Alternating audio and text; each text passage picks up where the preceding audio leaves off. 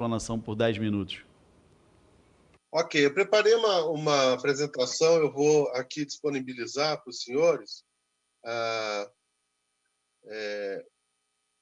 Eu preciso, acho que, de autorização para fazer isso, né? Ok.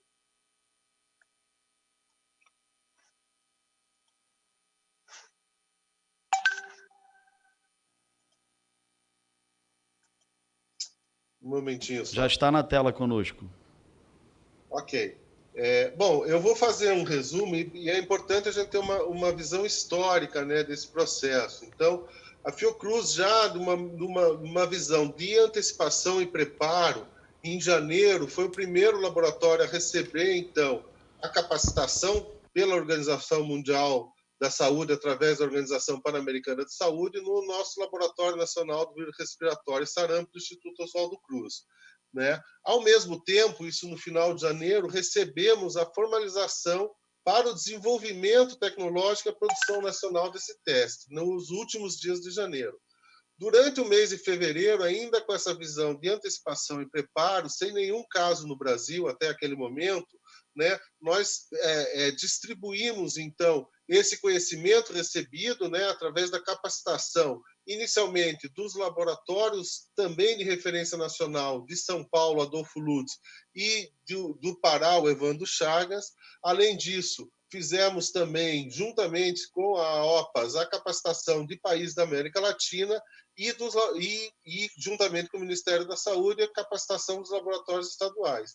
E, ao mesmo tempo que essas atividades, então, de testagem estavam sendo feitas, né, a gente, de treinamento em testagem, a gente fez um trabalho paralelo de desenvolvimento tecnológico para a produção em boas práticas de fabricação desse teste, ainda sem nenhum caso no Brasil, né? O nosso primeiro caso foi oficialmente declarado no dia 27 de fevereiro. Em março, nós iniciamos a distribuição desse produto desenvolvido ainda pelos conhecimentos que se tinham à época, né, sobre outros surtos epidemiológicos de coronavírus, notadamente SARS e MERS, que ocorreram nos anos de 2002 e 2008, onde esses dois surtos, né, eles tiveram uma dispersão muito menor, chegando no máximo, né, algumas dezenas de milhares de casos, com uma letalidade muito alta. Então, nesse momento, a ideia era ter um produto para eventuais casos no Brasil numa situação de antecipação e preparo. Todavia, no mês de março, nós tivemos uma situação de aumento da pandemia a nível global, né, notadamente com a chegada do vírus na Europa, né, onde o número de casos, então, durante o mês de março e também abril, né, chegou a níveis muito altos, né? Hoje nós estamos falando em alguns milhões de casos já confirmados pelo mundo. Então, nós tínhamos um primeiro acordo com o Ministério da Produção de cerca de 30 mil testes para aquela estratégia de antecipação e preparo. E tivemos que migrar rapidamente para uma situação de enfrentamento, né?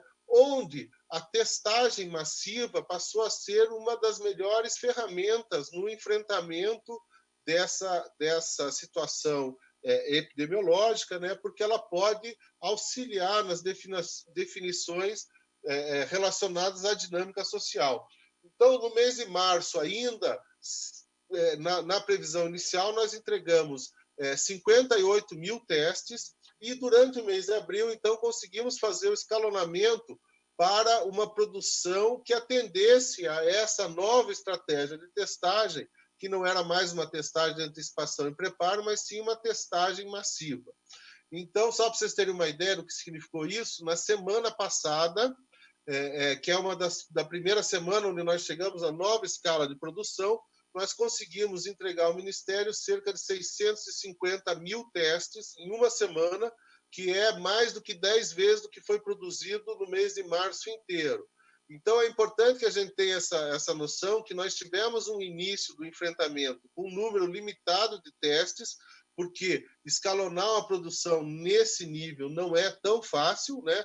mas que hoje, a partir da semana passada e essa semana, nós estamos, então, fazendo entregas de algumas centenas de milhares de testes por semana, o que permite, então, o estabelecimento dessa estratégia de testagem. Né? Nós pretendemos finalizamos abril com 1.200.000 testes entregues e pretendemos entregar mais 2.400.000 em maio. E aí, junho, julho, agosto, setembro, nós vamos acompanhar, nós estamos com a capacidade instalada para produzir até 2 milhões de testes por mês. Eu gostaria só de salientar que a produção dos testes foi um gargalo muito difícil de ser alcançado. Só para vocês terem uma ideia, né, a nossa produção anual de todos os produtos baseados nessa tecnologia de testes moleculares que eram produzidos na Fiocruz eram mais ou menos 700 mil por ano. É o que nós estamos tentando fazer em uma semana. Então, não pode ser de um dia para a noite esse escalonamento, mas eu considero que em um mês a gente conseguiu uma resposta bastante rápida. E eu diria que hoje a produção e disponibilização de testes já não é mais o principal gargalo. E nós temos outros gargalos importantes que precisam ser enfrentados. Um desses gargalos é a capacidade de testagem dos nossos laboratórios oficiais, públicos. Né? Nós temos uma estimativa que a capacidade de testagem antes da pandemia era ao redor de 3.000 testes por dia, e nós temos uma meta de chegar a 10 ou 20 vezes essa capacidade por dia, 30.000 a 60.000 testes por dia de testagem. Então, é uma tecnologia um pouco sofisticada, que requer uma instalação laboratorial adequada para que esses exames possam ser feitos. Né? É óbvio que os laboratórios públicos eles conseguiram aumentar muito essa capacidade inicial, que era de 3.000 testes. A gente estima que hoje a gente tem uma capacidade instalada ao redor de 10.000 testes, pelo menos, e é muito importante salientar, né, vários esforços que a gente tem visto em várias instituições de pesquisa, como universidades, a Embrapa, enfim, o próprio Butantan, que estão disponibilizando seus laboratórios para que essa testagem possa ser aumentada.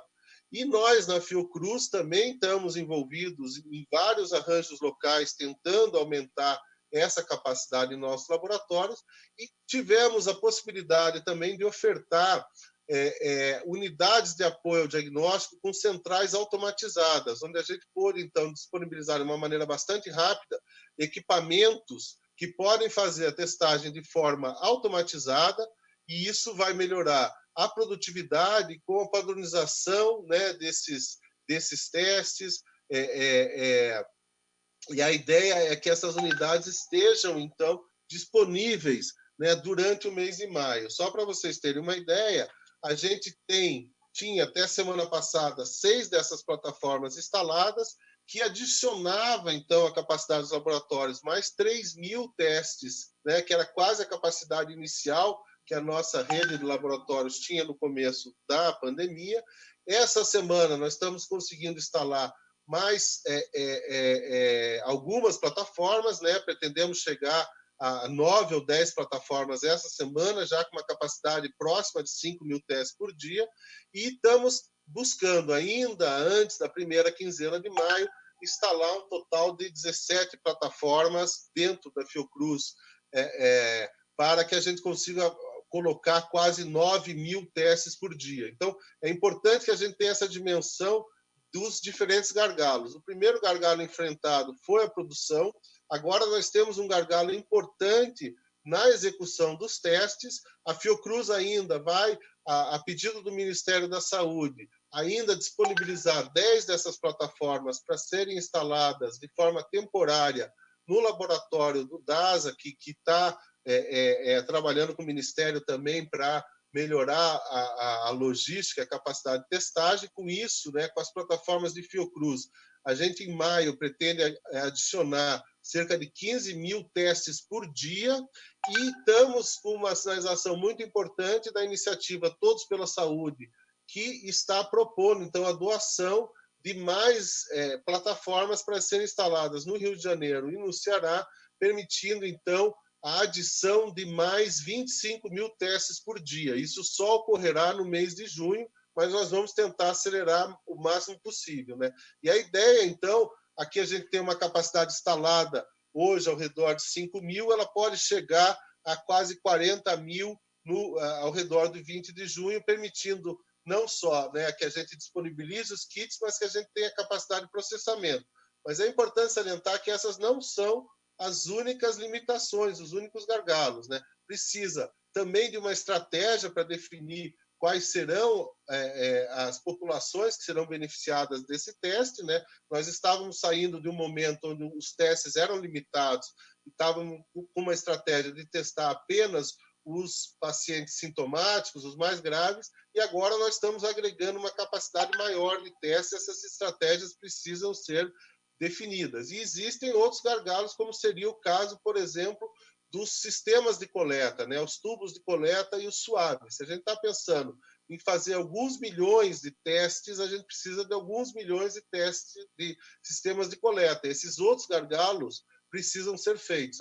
A estratégia da coleta, a logística da coleta, né, incluindo alguns insumos, e a logística também para que essas amostras possam chegar em tempo hábil nas centrais analíticas que foram possíveis ser montadas nesse período. Eu vou só ilustrar, né, mais ou menos o que a gente está falando aqui.